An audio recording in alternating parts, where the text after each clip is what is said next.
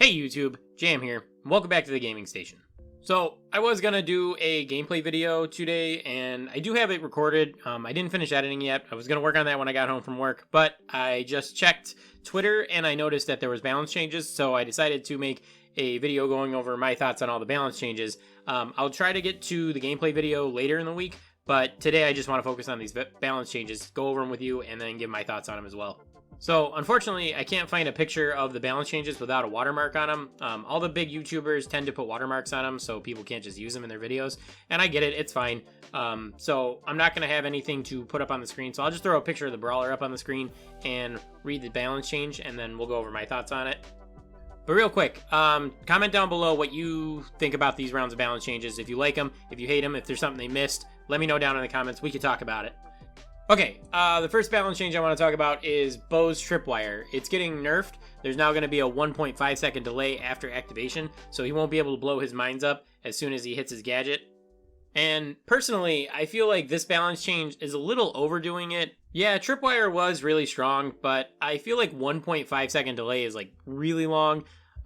Like Nita's bear had a 1 second delay, and that felt terrible to use. Yeah, there's a different reason for that, but I still feel like it's going to be so situational that the 1.5 second delay is going to make the gadget almost useless.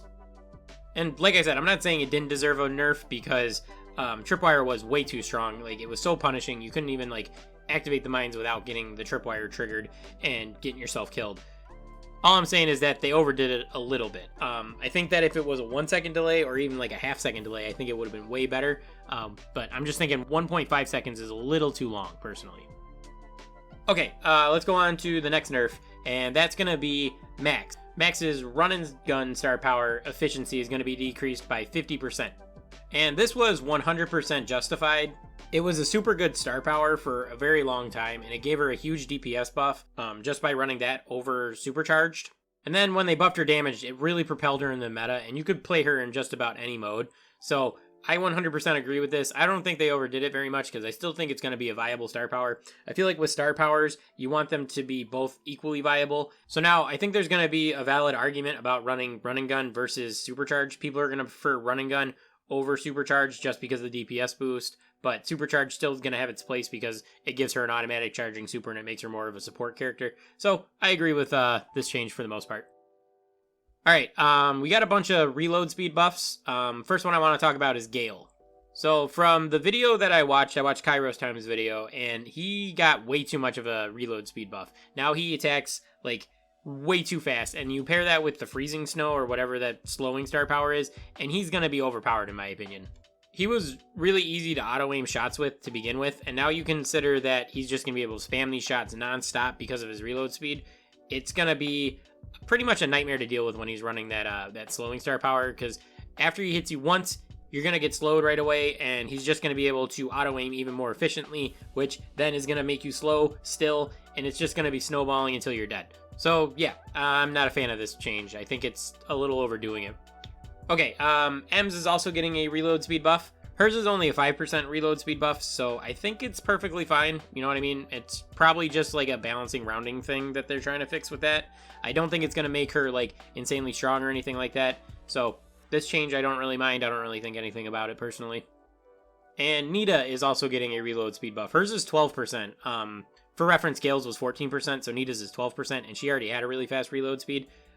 According to Kairos, she's going to be able to attack as fast as El Primo now, which I kind of like because Nita's been not weak, but not like super strong. She's been on the lower end of the viable scale, I guess you would say. So now it's going to be easier for her to spam her shots and get her supercharge, which is really where a lot of Nita's strength comes from. And she doesn't do a ton of damage, and she doesn't have any like secondary effects added to her attack because of star powers. So I don't think it's going to be like game breaking or anything like that. Alright, so Nita's gadget's also getting a rework. And now Bruce is going to be able to move while activating Bear Paws. So if he's giving chase to another brawler and you activate Bear Paws, he's not going to stop and the brawler's not going to be able to get away like they were able to.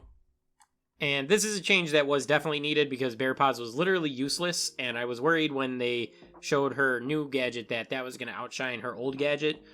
So maybe this will make it a little more viable. I don't know. It's still got like a really major delay on it. So if it's still weak after this change, I won't be entirely surprised. Personally, I think I need to test it out a little bit before I make a final decision on it. Okay, the next one I want to go over is 8-Bit. 8-Bit's getting an HP buff by about 12%. That's actually a really big buff. It's gonna make him have like Pam health. And considering that 8-Bit kind of just got a speed buff if you run his plugged in star power, and he's faster than tanks, and he does more damage than Colt, and he's gonna have Pam type health, I'm not gonna be surprised if 8-Bit becomes one of the meta brawlers in this upcoming month. Not that he got like a damage buff or anything, he just did a lot of damage to begin with. But now he's got that speed buff if you're running plugged in, and HP buff. It's one of those cases where I always worry that they're over buffing a brawler. So I think they overdid it a little bit with an HP buff. We'll have to see though. And the last actual brawler that's getting a buff is actually Colette. Her super charge rate from her super is getting increased by 100%. So basically she's going to charge half of her super back if she hits an opponent 2 times. And then on top of that, they're buffing her reload speed by 11%. So she's getting both those changes, and I feel like they're not bad changes. Personally, I wasn't a big fan of Colette. She's a little weak in my opinion, and I feel like these changes are going to help buff her a little bit. And I don't think they're overdoing it all because, like I said, I think she was on the weaker side. So I'm okay with them giving her some attention, and these aren't too big of changes, so I think she'll be a little bit better. Okay, they're also changing the way some game modes work. Now Siege's bolt spawns and the pattern are going to be fixed throughout the match. It's not a terrible change. I think Siege is still going to have the problem with randoms where if you win your lane but your randoms lose, you're still going to lose the match, or at least that round of spawns. Because most often you're not really going to win a 1v2, so you're better off just holding your lane and trying to collect the bolt that you get.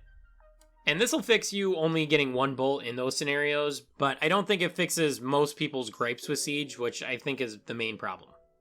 Alright, they're also removing self-scoring from Brawl Ball. I'm not a fan of this change personally. Yes, it's annoying to have toxic players own goaling and stuff. It also makes it so you can play Brawl Ball a little more aggressively from a defensive perspective. Like, you had to be super careful when you caught the ball around your goal, because if you took the wrong step, you would score on yourself. And now that's not going to be an option at all, and I personally find it kind of like a really weird thing, because in a sense, it kind of lowers the skill cap of that game mode in general. I mean, don't get me wrong, I love that you can't own goal now, so you can't shoot at the goal and ruin everybody's time. But it does remove those scenarios when, like, you're running up and you shoot a ball at somebody and then they step into their goal and they score for you. So those scenarios are no longer on the table, and that's something that I kind of am going to miss, you know? Alright, moving on. So power play, they're going to be removing solo and duo showdown. This is a good change. Nobody liked those modes in a quote-unquote competitive scene. That's what power play is supposed to be.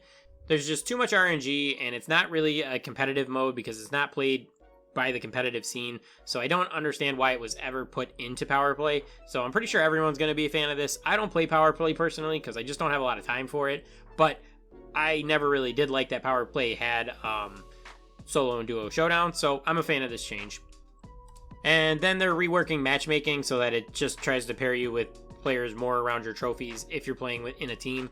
So that's a good change. I never understood why they tried to make you play people who are higher than you if they couldn't find a match around your trophies. So yeah, that's a decent change. So overall, I like the Nita change. I like the Max change. I'm not really a big fan of the Bo change. I think they overdid it a little bit, and I'm worried about the 8-Bit change.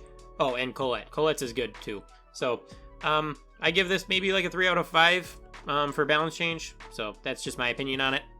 But let me know what you thought down in the comments below. What would you grade these balance changes, and what's your favorite change on the list? And also, we did break 200 subs on the channel, which I am pretty pumped about. 300 is currently my goal, but it's still nice to break 200 subs. So I'm going to be doing some shout-outs for 200 subs special. I'm actually going to do that when I do my Amber unboxing video. I'm going to try to unbox Amber. Because I don't have a face cam, I can't do like a challenge or anything like that.